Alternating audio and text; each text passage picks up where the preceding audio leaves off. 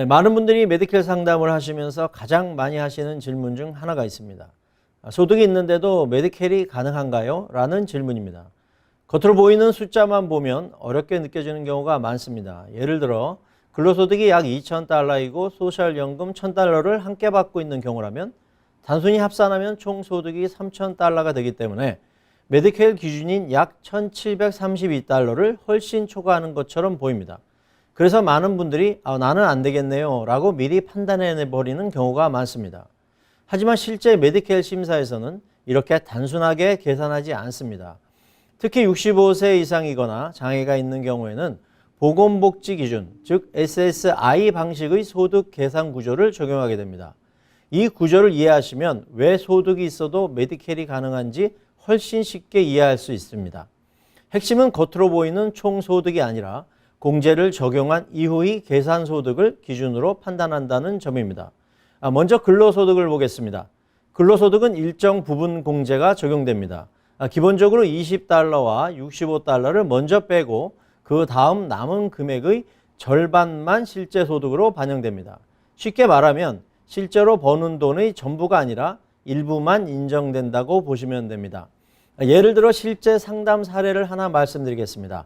한 고객분은 파트타임으로 일을 하시면서 월 약 1,960달러의 근로소득이 있었고 여기에 소셜연금 800달러를 함께 받고 계셨습니다. 겉으로 보면 총소득이 2,700달러가 넘기 때문에 메디케일 기준을 초과한 것처럼 보입니다. 하지만 계산은 전혀 다르게 진행됩니다. 근로소득 1,960달러에서 공제를 적용하고 나면 실제로 반영되는 금액은 약 900달러 수준으로 줄어듭니다. 여기에 소셜연금 800달러를 더하게 되면 최종 계산 소득은 약 1,700달러 정도가 됩니다. 이 금액은 메디케일 기준선 이하이기 때문에 결과적으로 이 고객분은 메디케일 대상자가 될 수 있는 것입니다. 여기서 중요한 부분이 하나 더 있습니다. 소셜연금은 비근로소득이기 때문에 대부분 공제 없이 그대로 반영됩니다. 다만 처음에 적용되는 20달러 공제는 한 번만 사용할 수 있기 때문에 이미 근로소득에서 그 공제를 사용했다면 소셜연금에는 별도로 적용되지 않습니다. 그래서 실무적으로는 근로소득이 있는 경우 소셜연금은 거의 전액이 계산에 포함된다고 이해하시면 됩니다. 결국 중요한 것은 겉으로 보이는 총소득이 아니라 실제로 계산에 반영되는 금액입니다. 그래서 상담을 하다 보면 총소득만 보고 포기하셨던 분들 중에서도 다시 계산해 보면 메디케일이 가능한 경우를 자주 보게 됩니다. 이 구조는 단순한 예외가 아니라 제도적으로 설계된 것입니다. 이를 계속하는 분들에게 불이익이 가지 않도록 하기 위해 근로소득 전체를 반영하지 않고 일부만 반영하도록 만든 것입니다.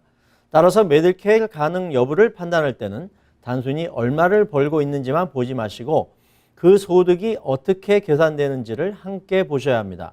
같은 소득이라도 계산 방식에 따라 결과는 완전히 달라질 수 있기 때문입니다. 결국 메디케일 상담에서 가장 중요한 것은 숫자 자체가 아니라 그 숫자를 해석하는 방식입니다. 이 부분을 정확히 이해하시면 지금까지 어렵게만 느끼셨던 메디케일 자격 기준이 훨씬 명확하게 보이실 것입니다.